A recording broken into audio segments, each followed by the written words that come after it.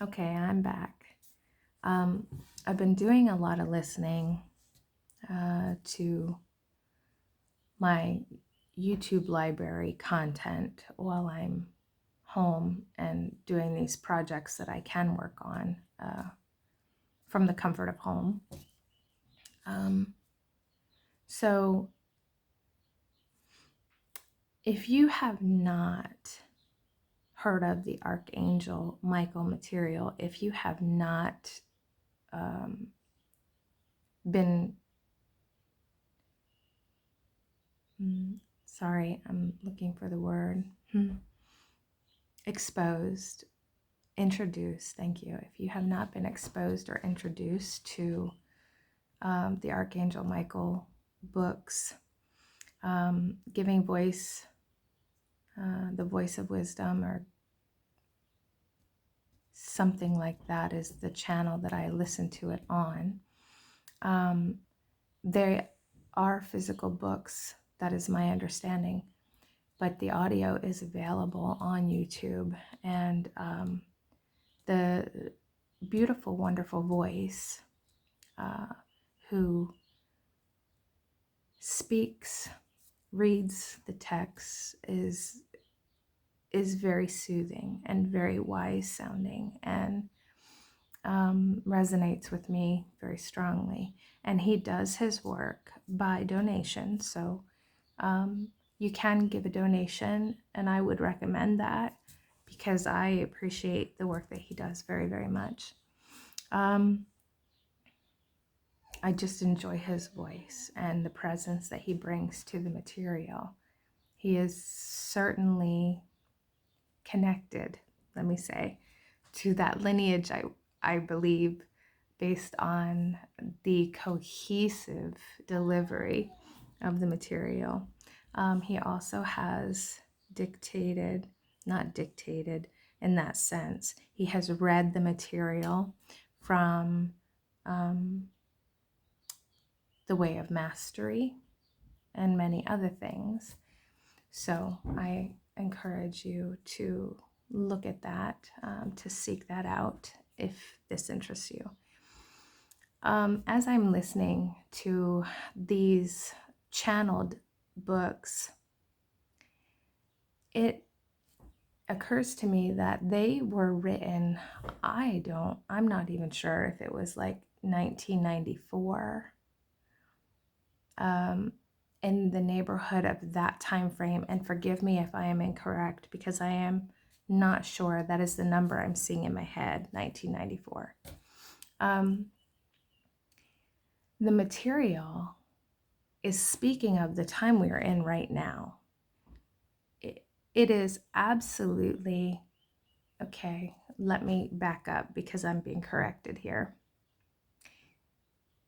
The information in that text was speaking of the changes that were coming to pass and were occurring, that we are now seeing before our own eyes. So these things, thank you for that correction, these things have been happening, but it had to reach an escalated point where we can see it clearly before us. It speaks about time speeding up. Well, there aren't many of us left that don't know that's happening. Okay. All right. Now, A Course in Miracles teaching, I must preface this with, time is an illusion. It is not real. It's a concept in the human mind. Okay. But for us, in this experience, in this human experience, we would say in our daily life, it feels like time is speeding up. And all that means is things are coming to fruition much faster. We are manifesting things faster. We are seeing synchronicities. We are seeing these puzzle pieces fitting together. You have a question and the answer comes almost as quickly as the question had been given or had appeared. This is not your imagination. This is occurring. Has to do with the energy frequencies coming to the planet.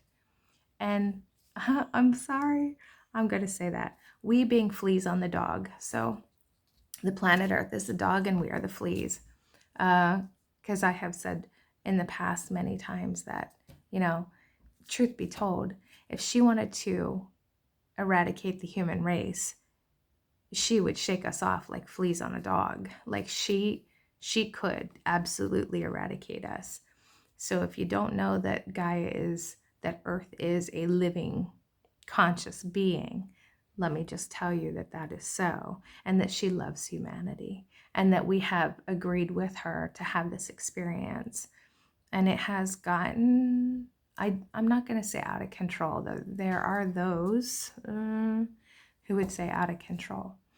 The experiment, and this is how it is, you know, we wanted to have this, we play, and so we play with creation. So, okay, the earth wants to have an experience, and we're playing with creation, and we want to have the experience with her, and let's all go play together, and won't this be fun? And let's create this beautiful environment. And we did that. And, you know, then we slipped into density. That happened. We allowed others to play in the pool with us. And when we allowed others to play in the pool with us, because we are loving, inclusive beings. So if somebody wants to play with us, we're like, yeah, sure, come play. Okay? And when we did that and we opened ourselves up, because I'm speaking from a non-dualistic point of view, we can't say it was bad what occurred. We can't say it was detrimental to us. What we can say is that it skewed the experiment or the game or the experience. These others coming into our pool kind of set us in a different path than we would have gone. And the divine aspect of that would say that it was perfect, because it all works out anyway. But we slipped down into density, and we lost that intense divine connection of knowing who we were, where we came from, the truth of who we are as divine beings, on and on and on, and the truth of who everyone else is as divine beings also. And if you look at the world, you can see that that is so. So we slipped into density, and it changed things. And many of us have been striving to lifetime after lifetime after lifetime to pull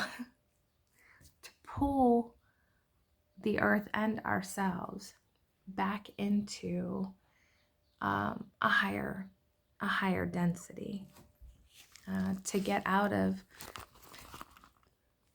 to rise above some of the forgetfulness that the density created. All right, so, you know, those of us that speak about things that others are like, oh my gosh, I've been called a heretic, or you're insane, or, I had, one of my former bosses told me one day, she said, I think you're losing your fucking mind. That kind of thing. Those of us who speak about things that seem different or seem crazy, you're starting to see more of that truth being resonated through more people. We're starting to see some of the, let's just for the sake of communication, some of the lies, some of the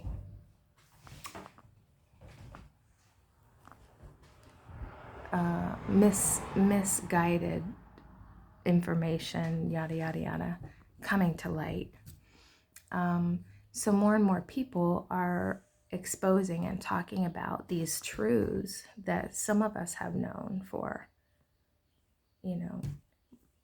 a longer period of time, we've been aware of it in our conscious living, in our daily living. So anyway, we are seeing these things occurring, and I'm going to just encourage anyone who hears this video to please check out the Archangel Michael material, because it is speaking completely about what we are experiencing. And it's also, we're being asked at this time to rise to yet another level of awareness. And so, you know, there are touchy subjects that I have triggered many saying things like, there is no such thing as racism. Okay. And this triggers many because many believe that that is real. And I have a hard time explaining to others that it's the same, it is the same concept as those who feel we need to eradicate the ego. Racism, the concept of racism is only a concept, okay? Concepts are simply labels.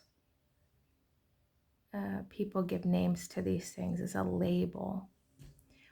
But truly, the label and the concept allows for distraction from the truth. So when I say racism isn't real, I'm saying you need to get to the root of it. That label that triggers all of those emotional distractions is keeping you from seeing the absolute truth of it, okay? And that's been done to the human race for millennia. We distract you with these emotionally triggering concepts. We put labels on them so you either fit or don't fit, so we can produce more separation, attack, guilt, shame, etc., etc., etc. More separation, okay? Racism, the concept, distracts from the root of it, which is there is an error here. There is an exclusion rather than an inclusion. And of course, in Miracles teaches, and Archangel Michael also teaches, that love is the answer for everything, because love is the only thing that is real. So we have to love the one who is stuck in the illusion that one skin color is different from another, in the sense that it makes a difference in your character or in your worth, or, okay, that's like saying, we're going to label a child who is afraid of a dog. A child who is afraid of a dog, we can't slap a label on that child as being, a racist because the child is afraid of a dog, or however you can make that adjustment. We're talking about a person, another child of God, who has been conditioned in such a way that they are in error or have this fear that is I'm going to say unfounded, because, even if someone that looks like me, but this would happen, right? If someone who looks just like me severely attacked a person, that person may fear anyone who looks like me, who resembles me, okay? So that could happen. But a person that has a color to their skin may also be fearful of someone who doesn't. The point is, the labels don't mean anything. There is a fear, plain and simple, fear. The correction is love, always, always. That is the correction. It doesn't mean that we It doesn't mean that we justify their behavior. That's not what I'm doing. I'm saying that that fear is no different than any other fear, and that when we try to make it different, we give more value and more weight to that label. This is judgment. This is what we call judgment. Okay? If I believe that racism exists, then I also believe that there is a difference between white skin and dark skin. I don't. I can see the difference with my eyes, but it means nothing. It means nothing. So to say that racism is in the world is to perpetuate racism in the world. There is no difference in the worth of one human being to another, one child of God to another. There is no difference.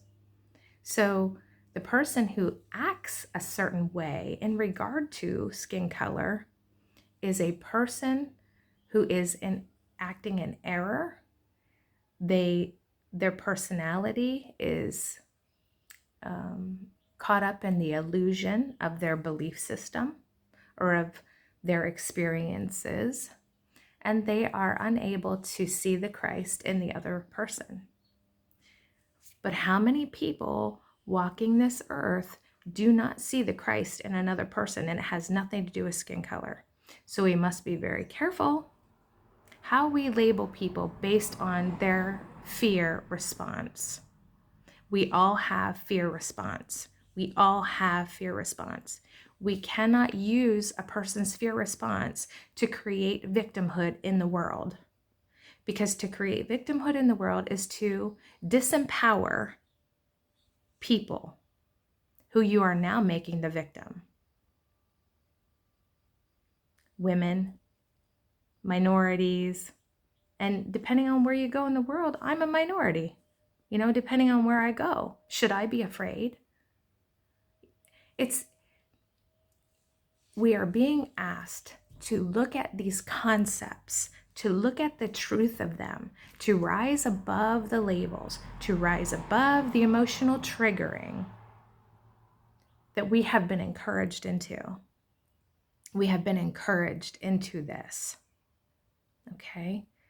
So, Fox News, when it's on, they're spouting constantly about we're being invaded, we're being invaded, we're being invaded. I don't watch the news, but I've been somewhere recently that it was on a lot. And I'm looking at this and I'm like, I see these people. I see people walking, carrying duffel bags and whatever. I don't even know that's real. To tell you the truth, I don't know that that's real because I'm not there. That could be staged for all I know. I don't know. So, but let's say it is. Let's say it is real. I can tell that the people on Fox News, at least speaking there on Fox News, think I should be afraid and I should do something about this.